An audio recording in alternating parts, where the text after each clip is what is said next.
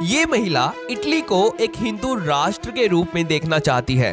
Italy में सनातन का युग देखना चाहती है। Buongiorno e benvenuti al diario di Papa Francesco, seconda giornata del Papa in Kazakistan, dove migliore per un mondo di pace. Uomini.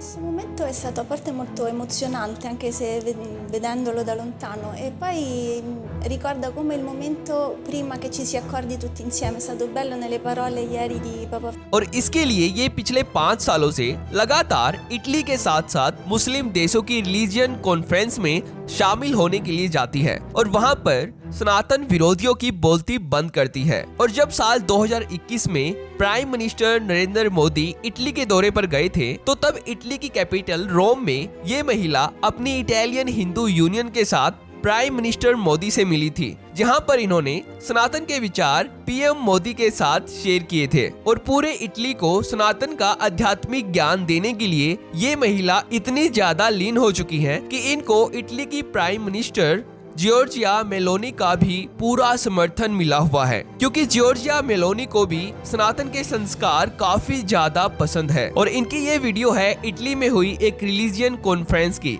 जहां पर ये इटली के क्रिश्चियन और मुस्लिम मेजोरिटी लीडर्स को गर्व से ये रिप्रेजेंट करने के लिए आई हुई थी कि कैसे सनातन धर्म दुनिया में शांति और आनंद बनाए रखने के लिए सबसे महत्वपूर्ण है और इसलिए इटली के लोगों को सनातन की सबसे ज्यादा जरूरत है। पर दोस्तों, इनका काम केवल इटालियन मीडिया और इटालियन गवर्नमेंट को सनातन धर्म प्रमोट करने के लिए प्रेरित करना ही नहीं, बल्कि ये अपने दम पर हजारों इटालियन महिलाओं को सनातन धर्म की दीक्षा भी दे चुकी है अपने इटालियन हिंदू यूनियन में। और इटालियन की नेशनल मीडिया के साथ साथ वहाँ के हजारों फेमस सोशल मीडिया इन्फ्लुएंसर को सनातन धर्म के मूल्यों के बारे में बताने के लिए बहुत सारे इंटरव्यूज और पॉडकास्ट भी कर चुकी है। लेकिन दोस्तों, यहाँ पर प्रश्न ये उठता है कि आखिरकार ये महिला कौन है, कैसे इन्होंने सनातन धर्म को इतनी गहराई से जाना, क्यों इनको इटालियन इतना पसंद करते हैं और आखिरकार क्यों ये महिला इटली को हिंदू राष्ट्र बनाना चाहती है। तो चलिए जानते हैं आज की इस वीडियो में।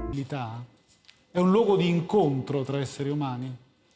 La vulnerabilità parte dall'idea di essere, appunto, come detta in altri termini, è quel principio di umanità che ci unisce tutti, perché appunto, come è stato detto, siamo tutti su questa terra e con diverse lingue, diverse provenienze geografiche, ma di fatto c'è un modo di dire molto semplice। तो दोस्तों, इनका नाम है स्वामिनी सुधानंदा गिरी।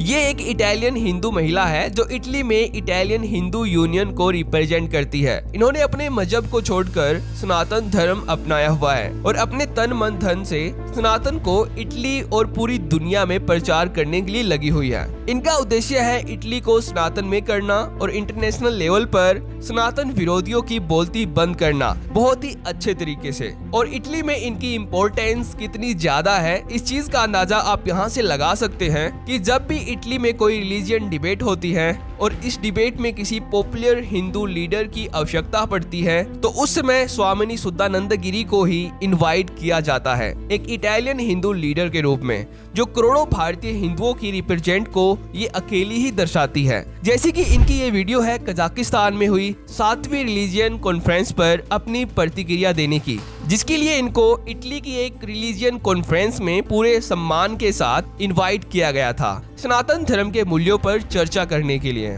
इस conference में स्वामिनी सुधानंद गिरी से डिबेट करने के लिए मुस्लिम क्रिश्चियंस और एक जेवीएस लीडर को भी इनवाइट किया गया था। और जब इस कॉन्फ्रेंस में बुलाए गए इटालियन मुस्लिम लीडर, जिसका नाम था इज़ादीन एल्जीर, जो इटली की फ्लोरेंस सिटी का इमाम भी है, तो जब ये अपने इस्लामिक विचारों के माध्यम से स्टेज पर मानव कल्याण और शांति की बात कर रहे थे, उसी टाइम चतुराई से स्वामिनी सुधानंद गिरी ने सनातन धर्म को इस्लामिक और क्रिश्चियन वर्ल्ड से महान बताते हुए इटालियन में अहिंसा परमो धर्म धर्म हिंसा तथ्यो जय की पंक्ति को याद किया और कहा कि सनातन धर्म की आधारशिला ही अहिंसा परमो धर्म है। यानी कि सनातन में ही बताया गया है कि हम सभी मनुष्यों का सबसे प्राथमिक धर्म ये है कि किसी को भी मन से, कर्म से और वचन से दुखी न करना। पर जब बात धर्म की आती है तो तब धर्म की रक्षा करने के लिए हिंसा करना उससे भी श्रेष्ठ है। और स्वामिनी की इस बात को सुनकर इटालियन मीडिया के होस्ट ने भी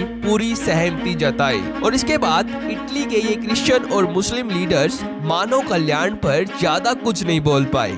Prima che cercarlo insieme agli altri, perché inevitabilmente come c'è un inizio e una fine delle preghiere induiste che si invoca sempre la pace, no? Si dice un shanti e questa invocazione avviene triplice, cioè si ripete per 3 volte.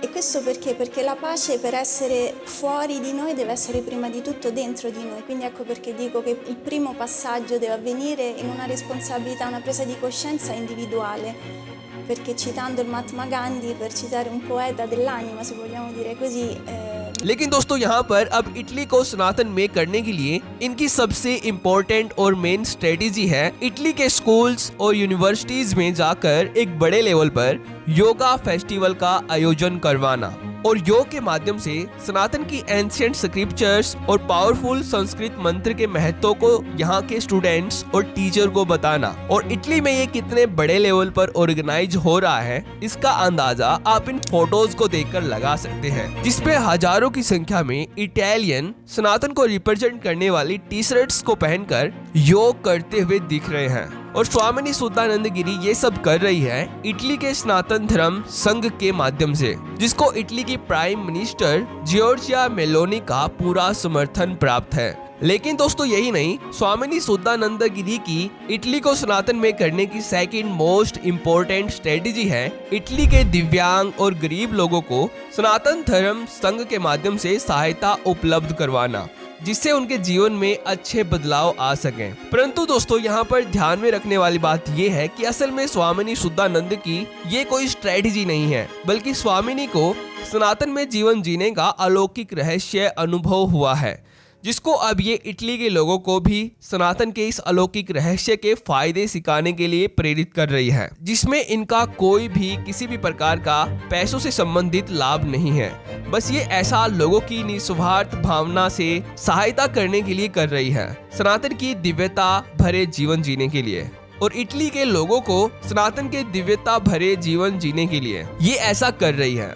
Oggi parliamo di induismo e lo facciamo perché Dire Donne sta seguendo un appuntamento molto importante per gli induisti che è il Dipavali, che si celebrerà a Roma il 3 e il 4 novembre, il 3 all'Auditorium e il 4 al Senato della Repubblica.